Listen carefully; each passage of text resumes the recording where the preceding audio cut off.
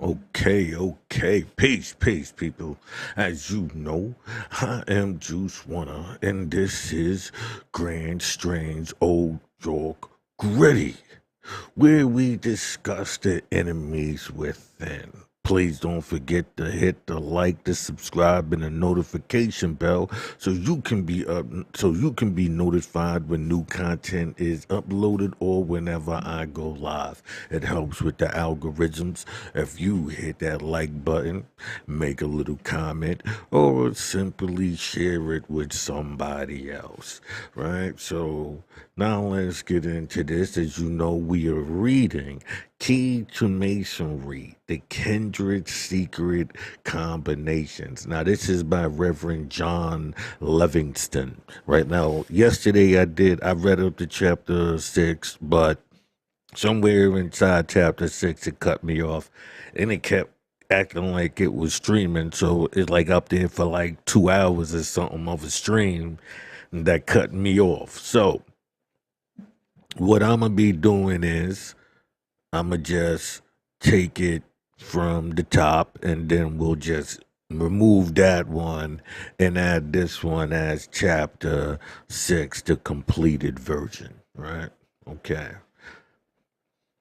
So let's get into this. By the way, don't forget my 200 subscriber, you get the old draw gritty, right? On one side and on the other, it's I gritty NY, right? You get that, as well as a copy of my book, Street Scoutsy Knock 'em Out the Box, right? Where it's about two brothers on the opposite sides of the law who must put their rocky relationship to the side in order to track down their father's killer. See, Pernell Purple is an influential business tycoon from Harlem, New York, and he was found fatally stabbed on the side of the road out in Queens. So now the two brothers must team up along with the detectives partner Ortiz and a dancer named Diamond to track down who's responsible for this crime and why. It's a murder mystery. Check it out. It takes you through the tri-state area. I'm telling you, it's a good read. I spent a long time writing it, right? And I feel that it's something that I could offer to the people. Thank you. All right. So let's get into this. Chapter 6. All right. So it goes. The Masonic murder. Important questions asked and remarks offered in this connection. Oh, let me do one more thing. Pardon me here. I forgot to bring up my socials, so just in case y'all wanna join in and add a conversation, you can. Alright, so let me put these up here, put these here, put this here. But this one, I think I gotta go in like this for this one, right? Put this up here. Okay, so you good?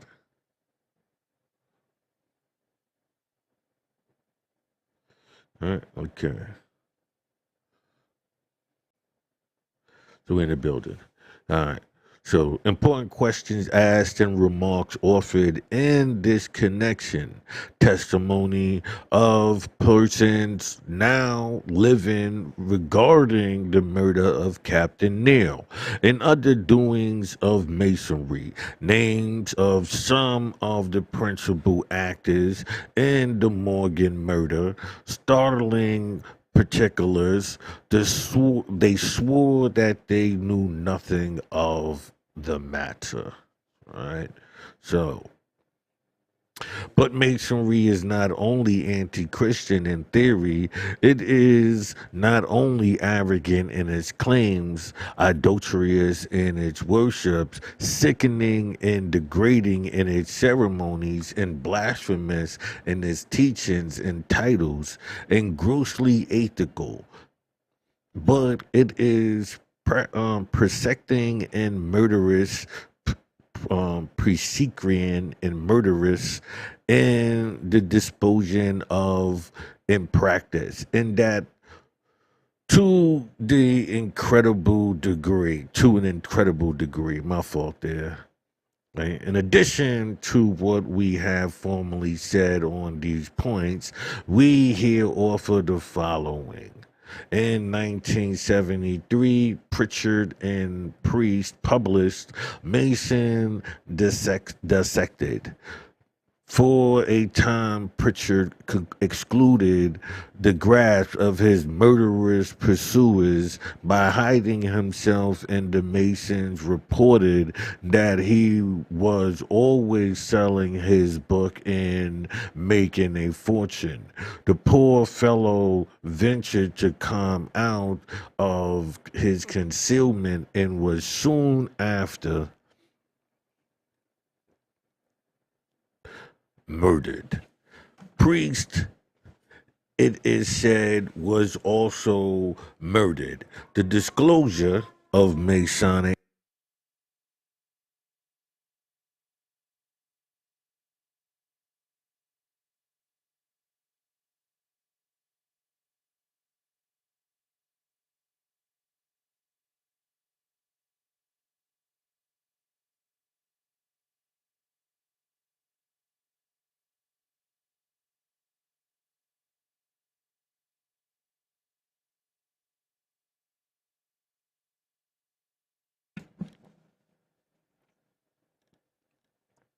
pardon me there, the disclosure of the Masonic abominations, together with these murders, produced wonderful excitement and indignation in Great Britain, in particular in London, for several years.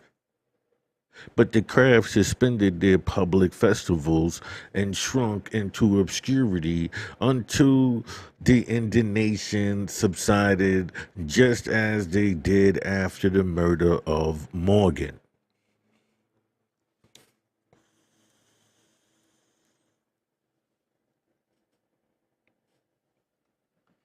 Livingston was a Mason and a native of the state of New York.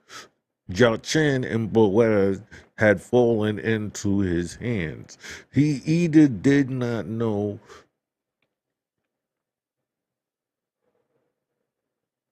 the obligation but he either did not know the nature of his obligations, or he supposed his Masonic brethren would not execute the penalty. But be that as it may, he ventured to say that the book was true. Soon after, he was summoned to the lodge and never again returned. The murder of Captain Ariel Murdoch is well known. The Anti-Masonic Almanac for 1831, and now before me, contains the full account of it, and also that of the two murders just noted. The corresponding account, with additional development, was lately given in the Christian Synorus. And I extract the following from the almanac. The captain's wife, a very intelligent and respectable woman, and still alive, obtained a copy of the Jachin and Boaz.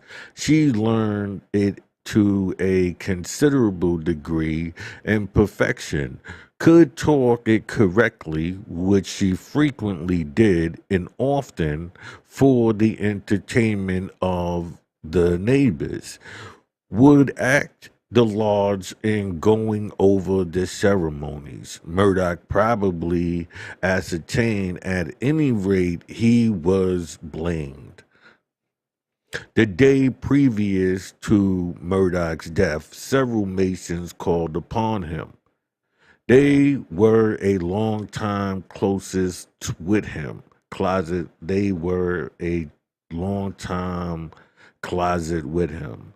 They errand or conversations they never accounted for. During the same day, Mr. Murdoch left the house. It is supposed with the Masons. He never returned. The next morning, Masons brought word that he was found a corpse in the adjoining woods. He was found with a bruise on his head, his throat horribly cut, and had several stabs under his left breast. The ground around where he lay was much disturbed, as if he had struggled. Blood had spattered from him on a tree near where he lay, and had been whittled off with his knife. His family found it difficult to approach the corpse, the Masons making them stand back. They pretended that all was suicide. The knife was in his hand as if he had himself done the deed, which is impossible.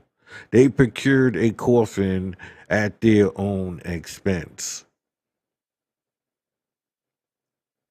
He was laid out in the woods and borne from thence the day to the place of interment.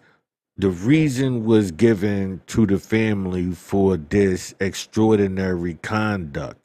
As soon as this tragedy was over, Mr. Murdoch was calumniated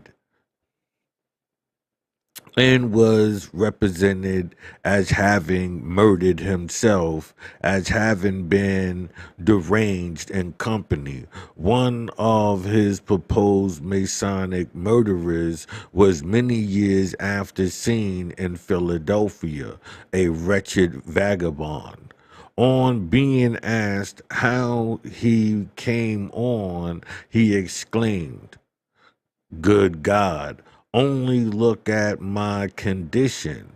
I have not enjoyed a happy day since I left Risenverville, which was the place where Murdoch was murdered." It may seem strange that the Masons were permitted thus at once to bury up both the mangled body of the Masonic crime together. Mangled body and the Masonic crime together. But it must be remembered that they were overwhelming numbers, that the murdered man had been a Mason, that the family were weak and overwhelmed with sorrow and utter bewildered. And moreover, Masonry was not then known as it is now. Add to this the fact that then and now many who were not Masons feared the murderous combination and consulted their own interests silently looking on and left the Masons to do their work unopposed. Nor is there any need to wonder at this, notwithstanding the knowledge of Masonry that is now had or may be had. I have been left to struggle with Masonry alone for years. It is as easy as it is common for persons to say of past events. If I had been there, I would not have allowed it, while they are profoundly silent in regard to similar events now occurring. Down yonder in the state of New York, a Mr. Johnson was recently brought from a Masonic lodge. That is, his body was brought from it with the neck broken. It was simply represented by the craft that the thing was an accident and the body was buried without investigation, like that of Murdoch. I had the facts publicly stated at the late convention in Syracuse, which it was insisted that investigation should be had, but we probably shall hear no more of the matter. It is equally well known that Reverend Mr. Ruthburn, a succeeding Mason, was almost murdered by Masons last June, and that too will probably pass off like with a little talk. Here follows in the same almanac. Here follows in the same almanac the sworn testimony of Samuel G. and Ann Burton before John W. Quincy, a notary public in Boston, with all the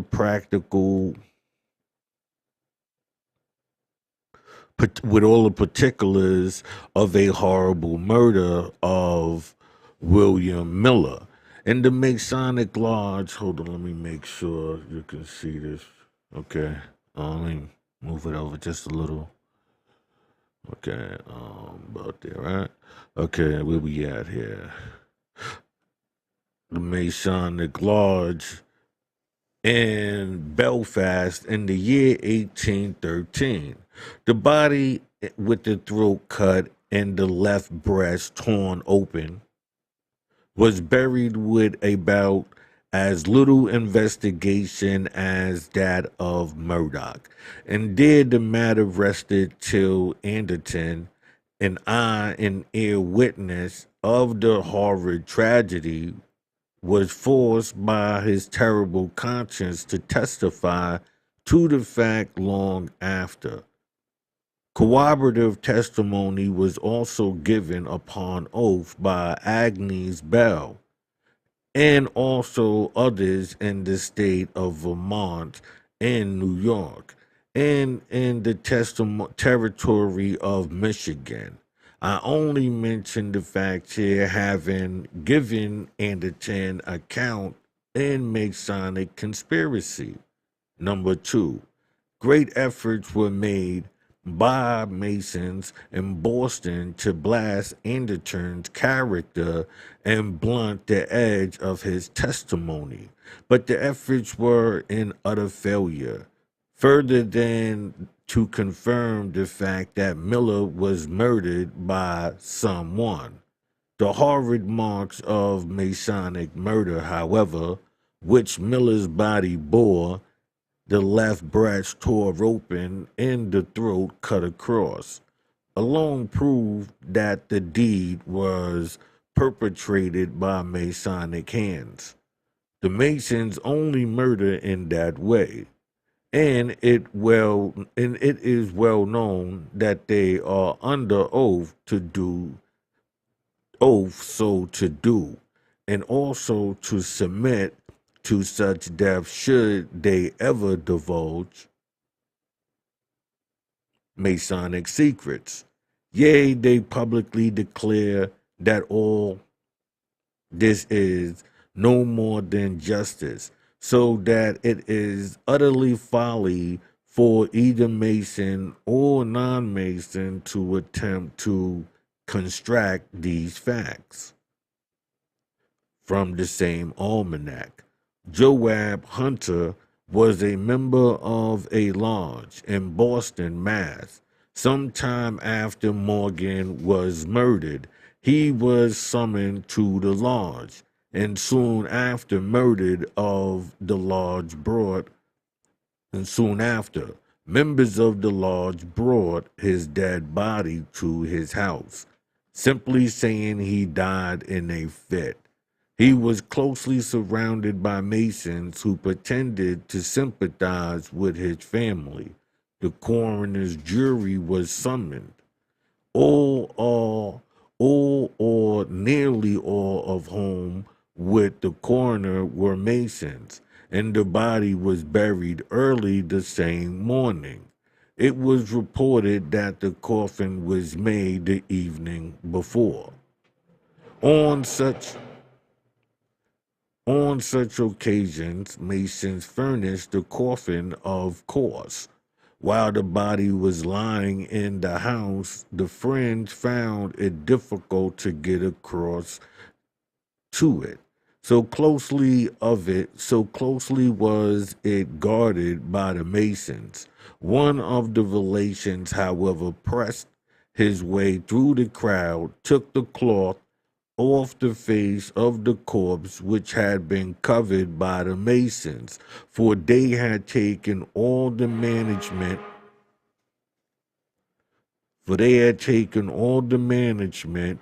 into their own hands. And on examining, found a black circle around his neck. No doubt he was choked with a cap and cord, similar to those used to choke Miller in the Belfast Lodge. An exclamation was then made that he was strangled, which could not be done by accident. A plea was set against this, that when the fit seized him, he fell under with his neck on the back of a chair, which caused the mark. This did not satisfy because impossible. The uproar was prodigious and spread through the city.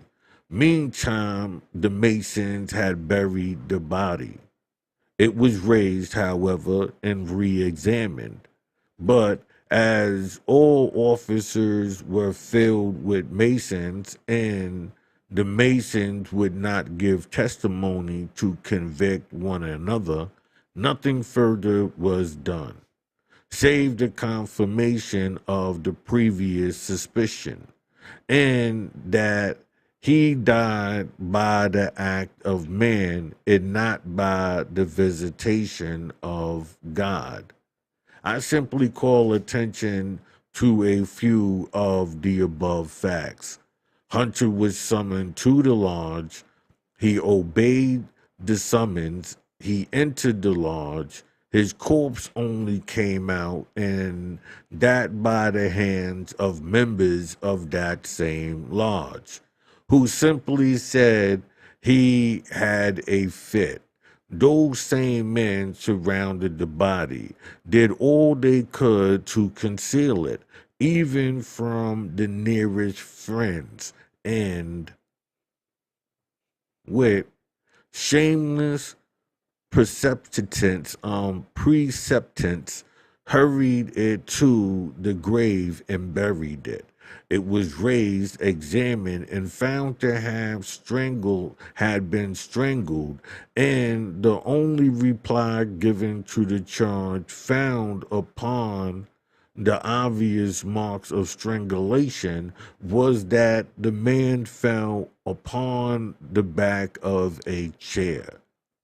There the matter rested, and the murderers escaped punishment simply because they were Masons, and because Masons were under oath to conceal each other's crimes.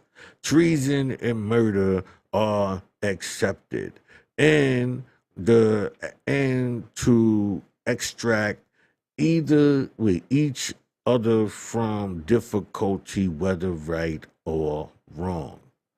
Not long after, the Christian Sonorous gave the account of the murder of the following persons: Noah Smith of Vermont, for republishing Jocan and Boaz in 1798.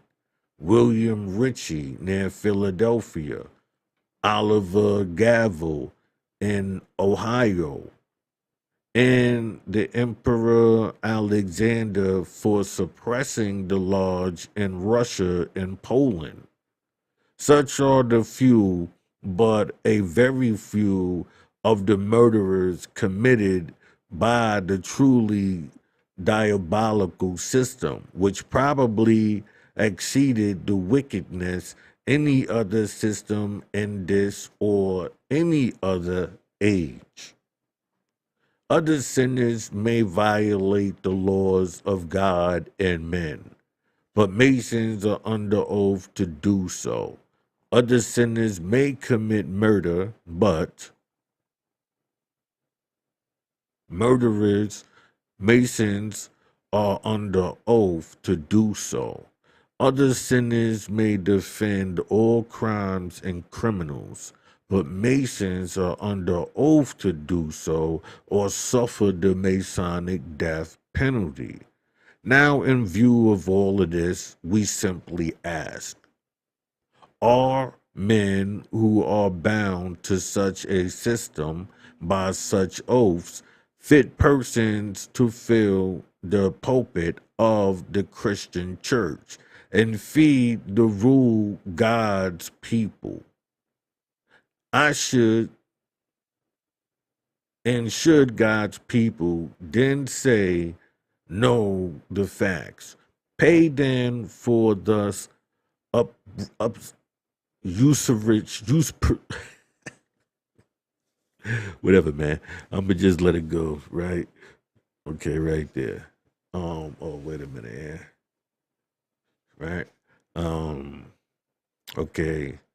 The place of true faithful pastors, and when they refuse to pay or to account such men as their pastors, should they be blamed for the results of the wicked oppositions of such conspirators? Finally, are not these questions as proper as they are plain?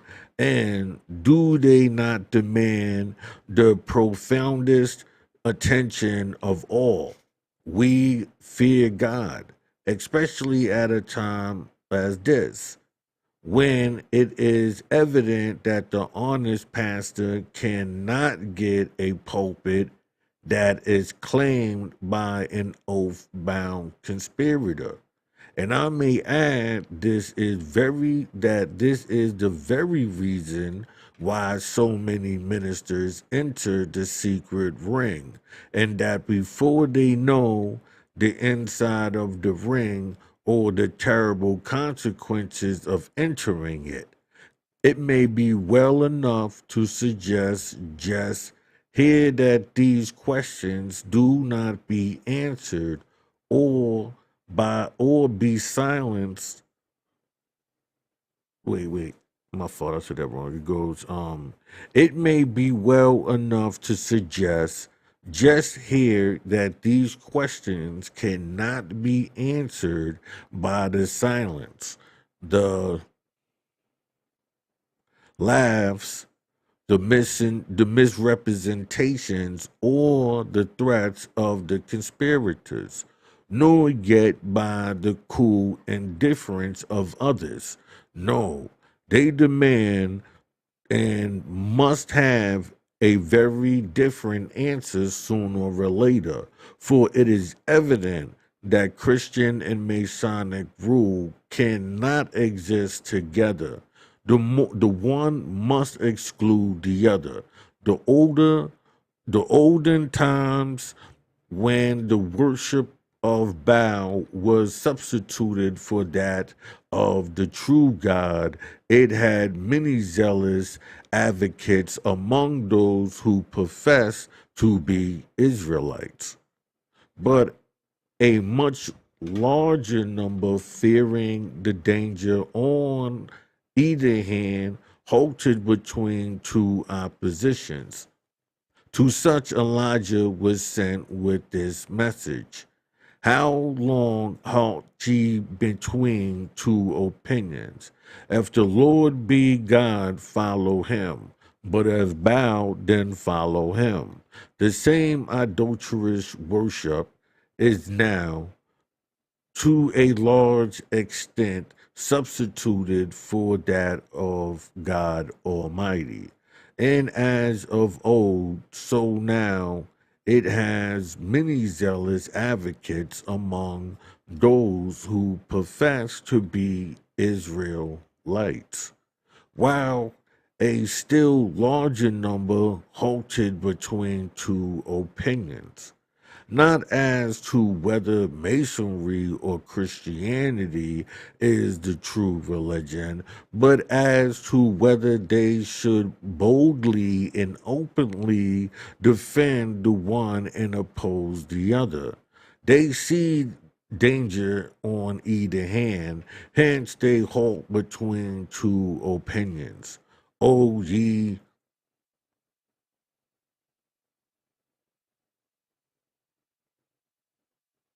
what is this? False luminous limping souls out and take one side or the other. If the Lord be God, follow him. But if Baal, then follow him. Only remember the faith of those who chose the wrong side in the day of Elijah and in the days of Moses. They were slain. See Exodus 32:26 through 28 and Kings 1:18-40. If all the halting souls that are in the Methodist Church today would decide as did the halting ones in the days of Elijah, they would sweep Masonry out of it in an incredibly short time. Hence, if they will not do so, they must be accountable for the continuance of Baal worship and worshipers in the church, and must finally themselves share the faith of Baal worshipers. Certain it is that Masonry or Christianity must be driven out of the church. He that has an ear, let him hear. And it is equally certain that Masonry or liberty must be driven from the country, and that very soon. Indeed, the pulpit and the press are almost all in bondage now, so much so that while the incurious characters in doing of Masonry are well known, they are almost universally silent. And all classes of business and professional men are equally silent, even when they know and detest the system. Never perhaps was a people more silent in view of such terrible evils. Every man seems to think that this ruin would be certain should he dare to speak a word against Masonry. And to make this impression, the conspirators are certainly throwing out their terrible threats, and in their dark conclusive conclaves are as constantly planning and executing of such threats. Recently, while journeying, I stopped overnight at a hospital dwelling in Messer. William and Charles Structon, I'm gonna just say Structon, right? Um, Pardon that, who with their amiable sister lived together on a handsome farm on gravel or Grand River Road, 1 mile east of Farmington in Wayne County, Michigan. Having living in the locality in days of the Morgan murder and being also in possession of my writings on Masonry. They conversed freely on the event of those times. And from then, I obtained the following particulars. During what is called the War of 1812, Captain Neal, of Nashville, Tennessee, was a commander of a regiment in the vicinity of Niagara. During the cold weather, Captain Neal was sheltered in the house of his uncle, and these Strattons and his men found shelter in the barn of the same Strutton. Being in this locality for a considerable length of time and being intelligent and admirable, the captain made many friends. After the war, he returned to Nashville and engaged in business, keeping a store there. After a time, the Masons engaged in building a hall in Nashville, and the captain being a Mason of 3 degrees, they applied to him for a loan of money to help build their hall. Finally, the captain agreed to lend them quite a large sum on the condition that they would refund it at a specific time, at which they laid he had payment to make. This they promised to do. The time came, but they showed no disposition to pay. He applied for his money several times and finally only receiving insulting answers.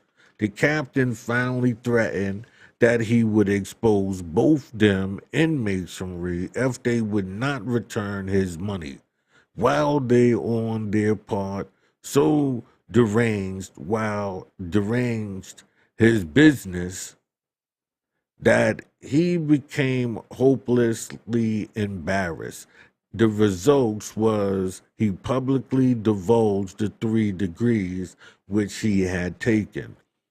Some who knew that the Masons had resolved to murder him advised him to escape at once. The captain's wife, being a good horsewoman, horses were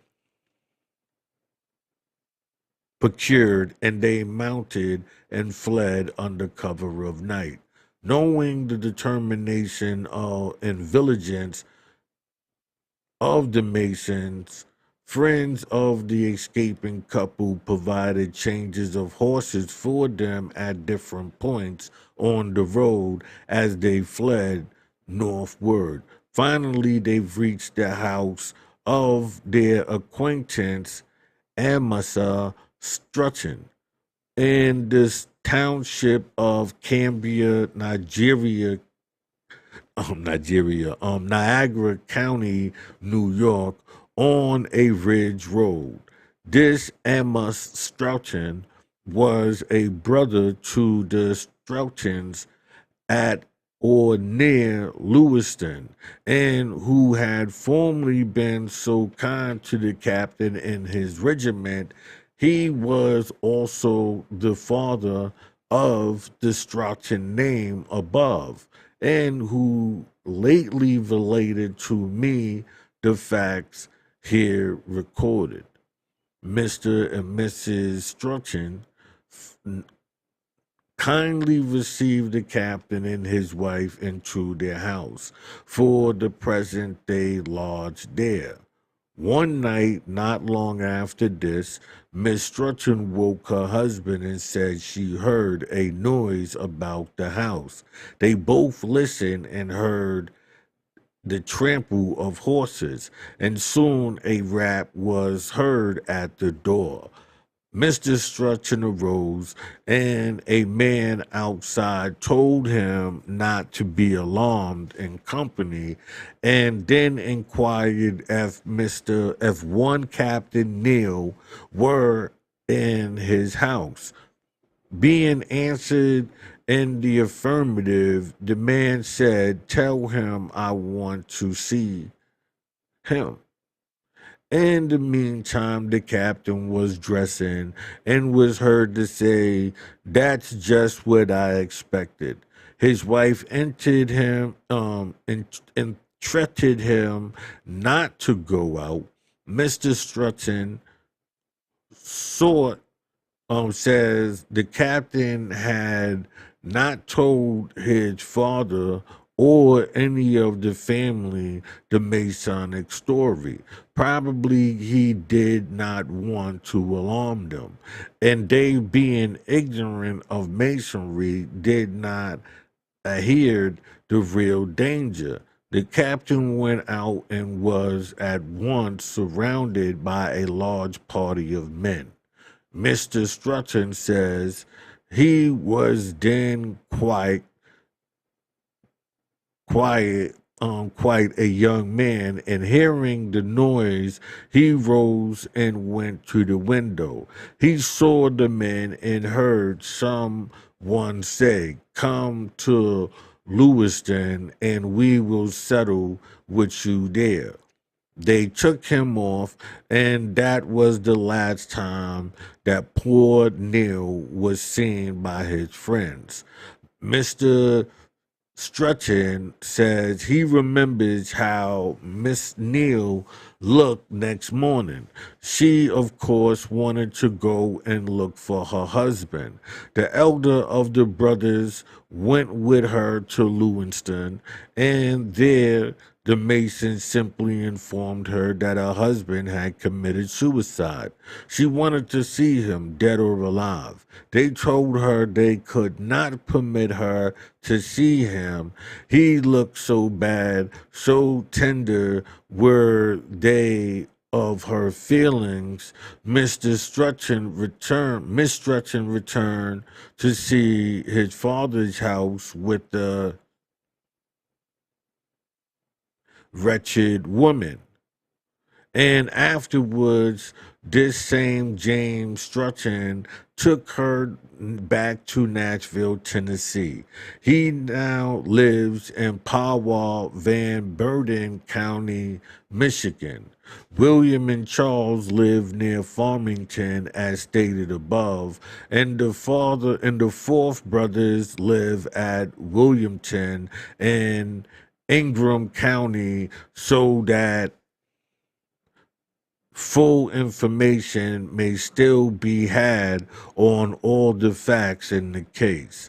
Some 10 or 12 years after this awful tragedy, when Morgan was murdered, certain succeeding Masons told all the remaining particulars regarding the fate of poor Neil. The murderous party who took him from the house of Mr. Strutton took him to Queenstown on the Canada side. There were then, it is said, about 20 of them. They took him into a room, and then for the first time the rope and knife appeared. The captain, when he saw their design, is said to have struggled nobly, but they tied him and cut his throat, and the succeeding Masons expressed it, literally butchered him. Being so much excited, it is said the blood spurted out upon the walls of the room. They then buried his body in the margin of the river and thus completed the Masonic penalty. Then they circulated the line Masonic slander that he committed suicide.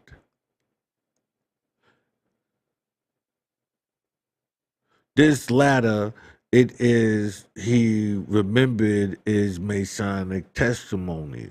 All the other parts is affirmed by the witness still living, and all is certain that Captain Neal was never seen after the Masons took him from the house of Amusa Strutton.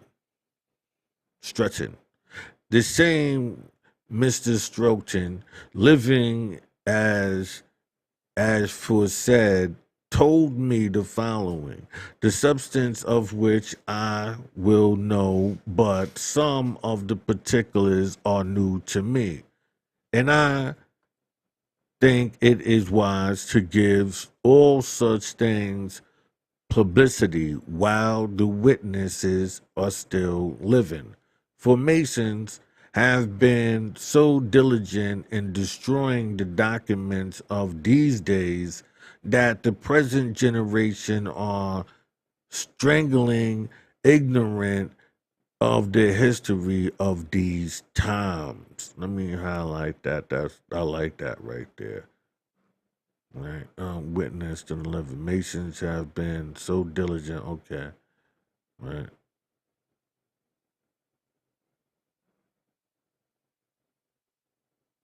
Right. Says Masons have been so diligent in destroying the documents of these days that the present generation are strangely ignorant of the histories of those times. Right, and so he's talking to the 1800s. Here we are in the 2000s. After the Masons had brought Morgan to Fort Niagara, they went to a Masonic Indian who was a lawyer, Brant, a son of the famous Brant who fought with the British during the struggle between this and that country. He being a Mason and a chieftain among the Indians, they requested him to employ the Indians to make a way that made Morgan into that end to take him from the magazine The First Dark Night. First, and as much so as Brent belonged to the British side, the Masons on that side went to Brent, forbade his doing so, remarking at same time they did one dirty thing on this side already. Evidently on dirty thing on this side already referred to the murder of Neil a short time before this. Brent having refused to have anything to do with the murder of Morgan and the Masons on the other side, having threatened his life with even he would come on their side. He, like a true son of his intrepid father, resolved not only to go to the other side, but also dared to declare the facts in the case, which he did to a large crowd in the yard of Keslar Hotel. And Mr. Strutton, who told me the facts and who now lives near Farmington, as foresaid, declares as heard Brent state the facts to said hotel yard. And while he was listening to the Mason ordered him away, and when he refused to go, threatened him, and now being afraid, he is said plead his inability to get out of the crowd, which was true. It is hardly necessary to say this admirable family, with their knowledge of Masonry, have a just adherence of the valve system. As we have been dwelling upon the murderous character and doing of Masonry, we have concluded to add the following particulars. Gideon's, as an eye and ear witness, gives a narrative of the manner in which Morgan was treated from the time he was brought to Fort Niagara till the short time before he was sunk in the river. But while he narrated the acts, he does not name the actors. Sometime before Gideon's published his narrative, a key to Gideon's narrative was published giving the names of the actors. This key we had not when we wrote Conspiracy Number 2. Having since met with it in one of several books sent us by a friend from Boston Library, conceiving it to be a document of great importance, we give a substance of it in this connection. Here then are the names of some of the men who were especially active towards the latter part of this dreadful tragedy. And obvious their sayings and doing are given by Masons who saw and heard. The two men who came to Gideon's to prepare a place for Morgan were Captain Darrow of Lockport, Superintendent of Canal, and Erasmus Turner, editor of Lockport Observer. Both men of the chapter in Lockport. Pardon me, let me take a sip here.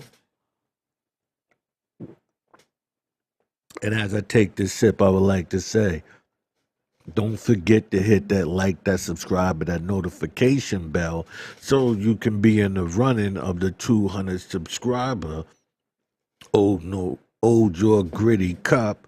And on the other side is the I Gritty and Why. You can also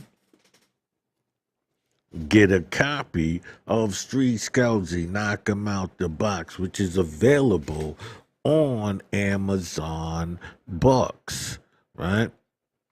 Hold on a minute here. Pardon me. Right? It is a story about two brothers on opposite sides of the law who must put their rocky relationship to the side in order to track down their father's killer or killers. Pennell Purple, an influential businessman tycoon from Harlem, New York, was found fatally stabbed inside his car parked on the side of a Queen Street with no clues as to who were responsible for the killing. The two brothers, along with Ortiz, a detective, and Diamond, a exotic dancer, must unite and track down the killers or killer. Peace. Thank you. Let's get back into this right here. Don't forget to hit that like, that subscribe, and that notification bell. Believe me, that it helps and whatnot, And even if you leave a comment, anything, all of that helps with, it being circulated around. So don't hesitate, man. Leave a comment, share, do what you got to do, man. I'm friendly. I don't just read, I talk. You know what I'm saying? Both members of the chapter in Lockport. Colonel E. Jewett, keeper of the fort, had been a lieutenant in the United States Army since Colonel of Melita.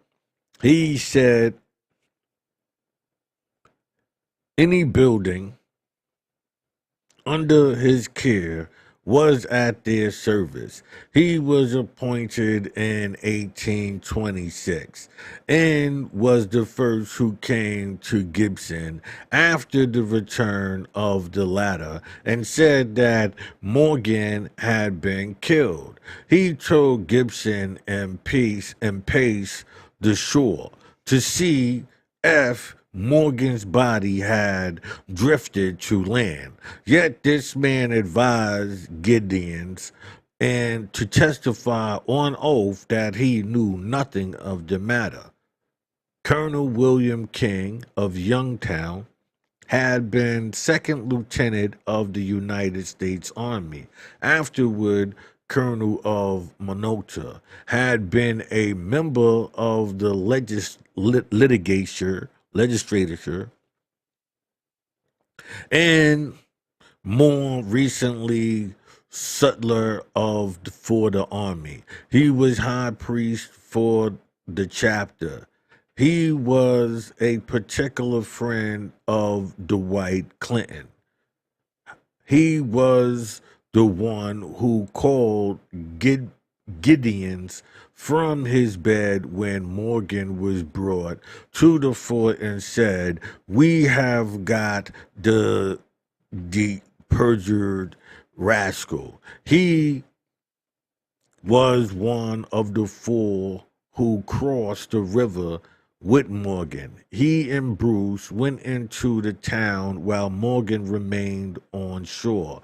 He was one of the seven who held a constitution on the plain and went twice into magazine on the night of 14th, and also the one who proposed that all should go together and do their duty. He was the person who got into a passion with Gideons on the evening of the 15th. He was the one who received the key from Gideons and handed it to E. Adams.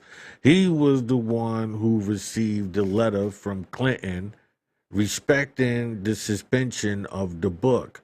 Clinton wrote the letter to the Western Lodge as he states, "It is he who said the knight from the east called on him and showed him his dagger." When Bruce testified against him on the trial of Whitney, he was seized with a fit of approx- approxility, and was said to be in the tavern house of Old Wells in Youngtown, and died suddenly and was buried the next day with military honors at Fort Grace Yard, close by the gate of which he and Bruce and Haggle took Morgan from the carriage, bound and hoodwinked, and from which they led him to the boat on the morning of the 14th of September, 1826. The first, he left a wife and 11 children in diligent circumstances. He was formerly from Boston. A few days after the murder of Morgan, he showed a letter he had received from one Gideon of Boston. The latter stated that Gideon, was a delegate from Massachusetts in the General Grand Chapter of the United States in session of New York City in August and September 1826. He went on to state with that dignity Clinton presided and said something about the Morgan affair, which is not directly recalculated and ended with the request of King who to write him particulars. King then observed that the affair was known to be known to that body. Colonel Gibson, the author of the above letter and delegate of to the Grand Chapter, which gave order and direction for the murder of Morgan, was Grand High Priest of the Massachusetts Grand Royal Arch Chapter. In view of the chapter and work of these two high priests, King and Gideon, one may form an opinion of Masonic high priest. E. McBride, member of the parliament, came from the town to the river of King and Bruce and consulted as to the disposal of poor Morgan, who was still in the boat and in charge of two Masonic brothers. Afterwards, published a letter in which he denied having any knowledge of the matter. Hugh was the one who remained with Gideon on the boat, while King and Bruce went to the town and returned with McBride. It was treated Morgan so badly. When Morgan said, "Gentlemen, I know that I am completely in your power. Show your magnanimity by treating me kindly." This Hugh said he was present a pistol to Morgan's breast. "Silence, you deed rascal, or I will shoot you in a moment.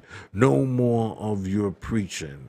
After this, says Gideon's, Morgan requested one of us to loosen the bandage a little as it pained his eyes most intolerably. The same person put his hand under the bandages and exclaimed, I don't hurt you. It is not tight." Silence. After this, Morgan made another attempt to speak, but before he could articulate a single phrase, this man bore a pistol against his breast, apparently with some force, and did. "Do you feel that?" "I do," said Morgan. "Well, respond, Hugh. If you attempt to speak another word, you are a dead man."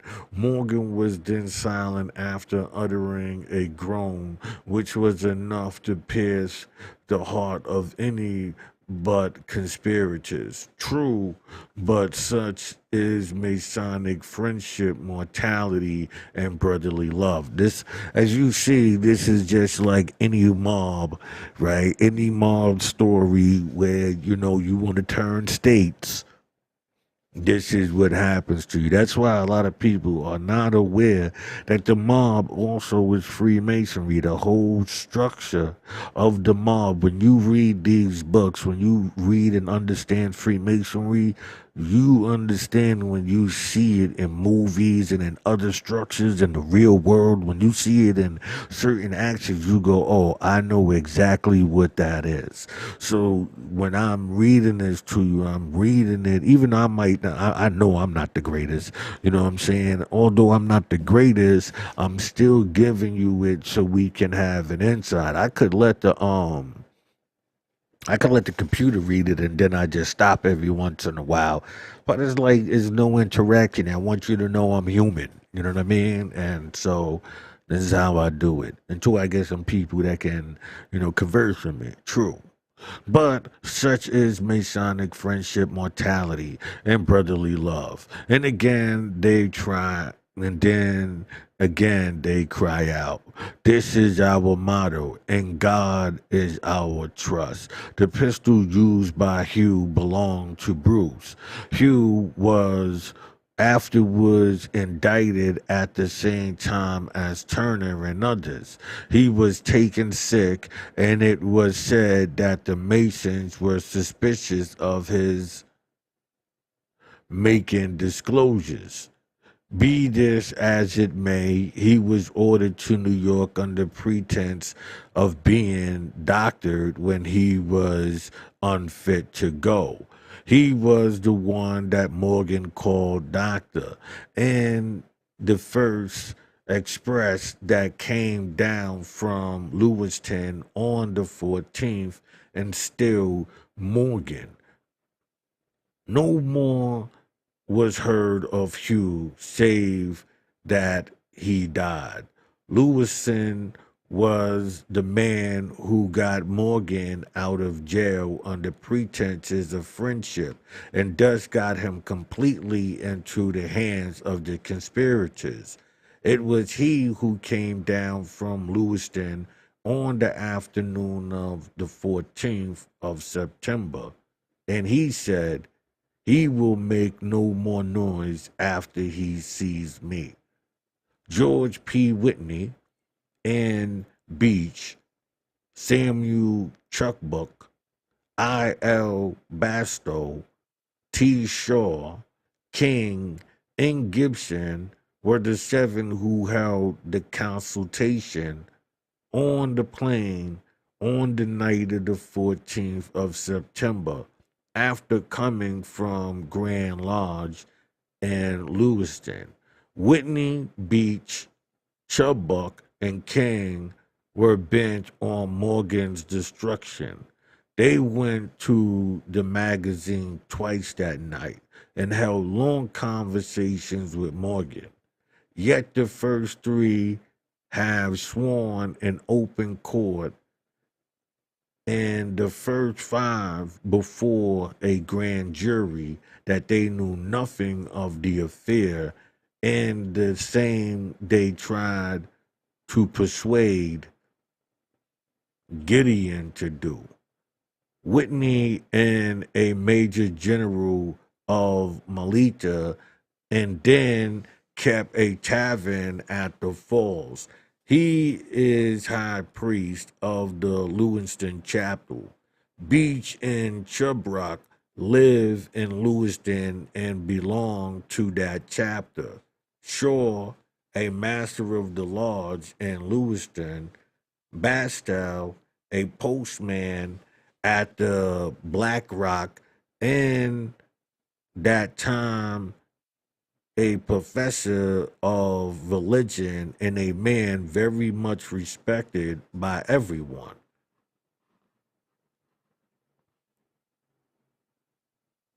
Right? Okay. Respected. Where we at here? Oh, he was the master of the lodge, and I believe had an office in the chapter. He is the person alluded to in the 39th page of the narrative, who said, when called on by King to come along, "Gentlemen, if you insist, I must go with you," etc. Gideon's was the other who made a similar observation. It will be remembered that the same Bastow, a professor of Christian, swore. Where we at here? My headphones sound like it was echoing at first. Swore before a grand jury that he knew nothing of the matter, and still people cry out Masonry can be bad, seeing such good men belonging to it. But are they good men? King and William Miller were the two who went into the magazine on the 15th. King then promised Morgan a Bible, also that he should see his wife and children. These promises were neither fulfilled nor designed to be fulfilled. For even then and before then, he was bent on executing the Masonic penalties without delay. This is what he called doing their duty, and they all admitted, even those who held back and shrunk from the horrid deed. King Adam and Miller were the three who met near the house of Gideon on the evening of the 15th. King got into a rage. Miller could prove from scripture that it was right to execute Morgan and company. Miller lives near Lewiston and has sworn before a grand jury that he knew nothing about it. He is under indictment on Gideon's testimony alone. Adam is the man who stopped at Gideon's while Gideon, was gone to York, Canada, and had charge of Morgan.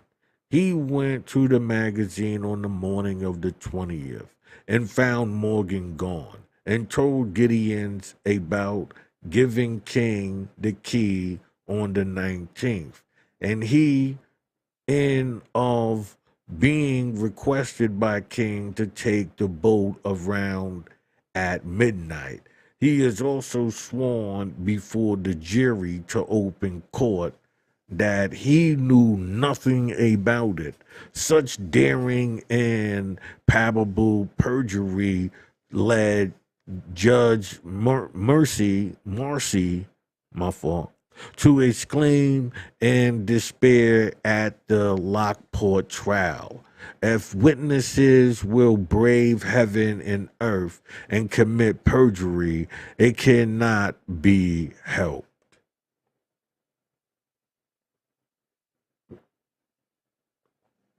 Garcid is the man referred to on page 41, who talked about inflicting penalty in company and said he would go up and see King on the business, that he caught a bass. Oh, fasted other night in company. He lived in York formerly at that time and lived in Niagara, Upper Canada, opposite of Fort Niagara. He is an Englishman by birth, a butcher by trade, and a savage by nature. I firmly believe he had a hand in the murder of Morgan. Captain Estu of the steamboat that ran to York daily made frequent inquiries on the 5th, 16th, and 17th about the prisoner. It was who answered Gideon that he guessed Morgan had gone where he would write no more books and company. Thus the steamboat, the jail, the fort, the coach, the jury box, the witness box, the bench, every place, every department where were in the hands of the Masonic conspirators. Hence, Morgan could not and did not escape, nor will any honest man escape where Masonic conspirators wield a similar power. Therefore, if non-Masons will rise then to power, they must take the consequences and blame themselves. Put the thief where he can steal your goods, and he will do so. Put him where he cannot steal, and your goods are safe. All right? So we got that there. That's the end of that chapter right there. I'm going to be back in a few. But like I said, don't forget, hit that like, subscribe, and that notification bell so you can be notified whenever new content is being uploaded. This is Grand Strange, Old York Gritty, and I am your host, Juice Wanna. Until next time, hold it down.